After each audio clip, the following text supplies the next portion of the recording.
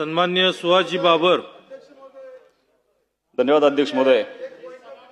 अध्यक्ष महोदय, 293च्या विरोधी पक्षाच्या प्रस्तावावरती माझं मत व्यक्त करण्यासाठी संधी दिली त्याबद्दल मी तुमचं मनापासून अभिनंदन करतो।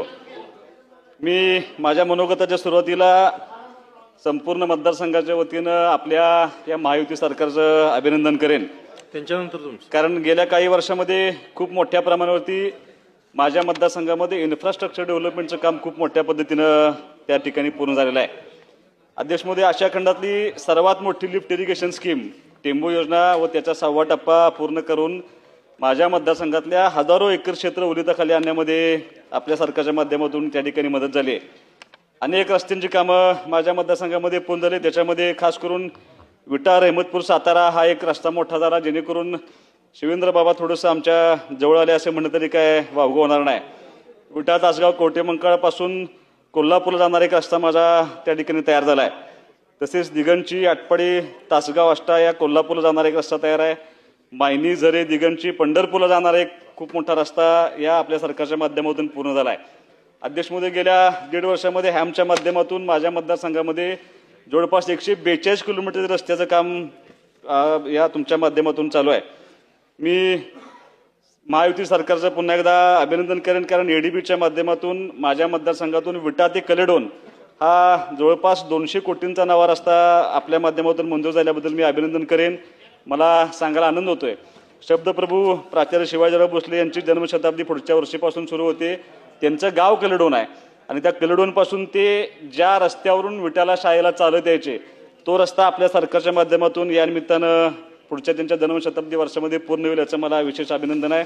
मी माझ्या मतदारसंघामध्ये 3 मोठे बसस्टँड आहेत, त्या तिन्ही बसस्टँडचं काम त्या ठिकाणी सुरू आहे। तसेच तिन्ही मोठ्या शहरांना नवीन नळ पाणी पुरवठा योजनेचं काम त्या ठिकाणी चालू आहे।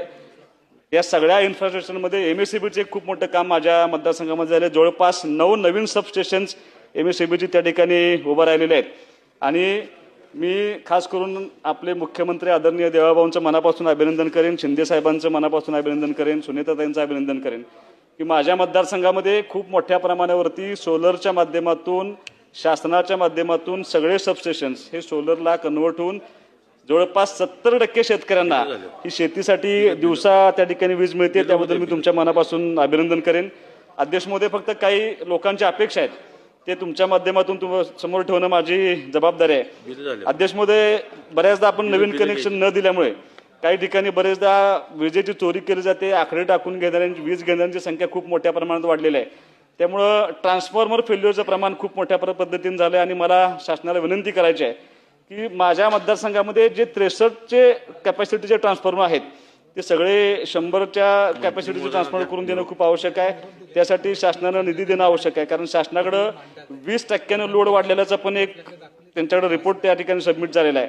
अध्यक्ष महोदय, स्मार्ट मीटरच्या बाबतीमध्ये माझं मत व्यक्त करत असताना केंद्र शासनाकडून व राज्य शासनाकडून जी स्मार्ट मीटर बसवणं बंधनकारक केले, कालच माझ्या मतदारसंघातील दिगंची गावामध्ये ह्या महावितरण विरोधात खूप मोठं आंदोलन झालं आणि त्या आंदोलनामध्ये लोकांचा रोष थोडासा समोर आला। आणि माझी तुम्हाला विनंती आहे की आपल्या माध्यमातून महावितरण कंपनीकडून स्मार्ट मीटर जे सॅम्पल केलं जातं ते सॅम्पल करणं खूप सांगितलं जातं फक्त की सॅम्पल केलंय, पण तसं सॅम्पल फक्त कागदावरती केलं असं माझं मत आहे। माझी तुम्हाला विनंती आहे की त्या महावितरण कंपनीच्या माध्यमातून 5 ते 10 स्मार्ट मीटर हे प्रत्येक गावामध्ये सॅम्पल बसवावं, त्याचं माहिती सरपंच व गावकरण करून द्यावी अशी माझी तुम्हाला विनंती आहे। तसेच नागरिकांच्या घरातले जे वायरिंग जुने झाले असेल अध्यक्ष महोदय, ते स्मार्ट मीटरमध्ये ART लोडिंग किंवा लिकेज दाखवतं, त्यामुळे स्मार्ट मीटरचं बिल वाढतं आणि जुन्या मीटरमध्ये ही लिकेज लोडिंग दाखवायची सोय नव्हती। त्यामुळे जो लोकांच्या मनामध्ये गैरसमज आहे ते लोडिंग दाखवल्यामुळे ते जे आता लाईट बिल वाढते, त्यासाठी माझी तुम्हाला विनंती आहे की महावितरण कंपनीने ग्राहकांच्या मीटरवर असे लिकेज लोडिंग दाखवलेले वायरिंग बदलण्याबाबत पुढाकार घ्यावा अशी मी तुम्हाला या निमित्ताने विनंती करणार आहे। अध्यक्ष महोदय, शासनानं 2011 ते 13 या दरम्यान मागेल त्याला कनेक्शन दिलं होतं। त्या दरम्यान सांगली जिल्ह्यातील जवळपास 4000 लोकांना कनेक्शन दिली गेली होती आणि ती सगळी कनेक्शन केबलवरती दिली होती। त्यामुळे माझी तुम्हाला विनंती आहे की त्या ठिकाणी अशा परिस्थितीमध्ये धोका निर्माण होतो, त्यासाठी शासनानं ह्या सगळ्या कनेक्शनना लाईन टाकून आणि त्या ठिकाणी नवीन ॲडिशनल ट्रान्सफर करून त्या ठिकाणी कनेक्शन द्यावं अशी माझी विनंती आहे। अध्यक्ष महोदय, एखाद्या गावामध्ये फीडरवर 300 अँपिअरपेक्षा जर जास्त लोड आला तर तो फिडर ताबडतोब बंद होतोय आणि थोडंसं मग शेतकऱ्यांना असंतोष निर्माण होते, लाईट कट होते. त्यामुळे हे लोड शेडिंग 30 अँपिअरपेक्षा जे वाढल्यानंतर होतं ते बंद करावं अशी मी तुम्हाला विनंती करणार आहे. दिवसा वीज योजनेमध्ये मतदारसंघातील 70% भागामध्ये वीज पुरवठा केला जातो. तर योग्य दाबाने वीज पुरवठा होत असून सबस्टेशनची क्षमता वाढवणं खूप आवश्यक आहे. माझ्या नवीन सबस्टेशन 9 तयार होत आहेत. पैकी 5 सबस्टेशनमध्ये 5 MVA ट्रान्सफॉर्मर त्या ठिकाणी वाढवणं आवश्यक आहे. 3 ठिकाणी सबस्टेशन क्षमता वाढवून 10 मेगावॉटचे ट्रान्सफॉर्मर करावं अशी मी या निमित्तानं विनंती करतोय. आणि महसूल मंत्र्यांना माझी एक विनंती आहे की त्यांनी अनेकदा निर्णय म्हणजे सगळ्यात जास्त निर्णय ह्या 1.5 वर्षामध्ये आदरणीय महसूल मंत्र्यांनी घेतले होते आणि देवस्थान जमिनीविषयीमध्ये त्यांनी खूप मोठा निर्णय घेतलाय. तर माझ्या मतदारसंघामध्ये खानापूर तालुक्यातील चिखलहो नावाचे एक गाव आहे आणि हे गाव पूर्वी औंध संस्थांमध्ये गाव होतं. हे गाव सांगली जिल्हा अस्तित्वात नव्हता त्यावेळेला हे गाव दक्षिण सातारा, उत्तर सातारा असे त्या जिल्ह्यामध्ये समाविष्ट होतं. या गावातील एकूण जमिनीपैकी काही जमीन आजही औंध संस्थांचे देवस्थान म्हणून आहे.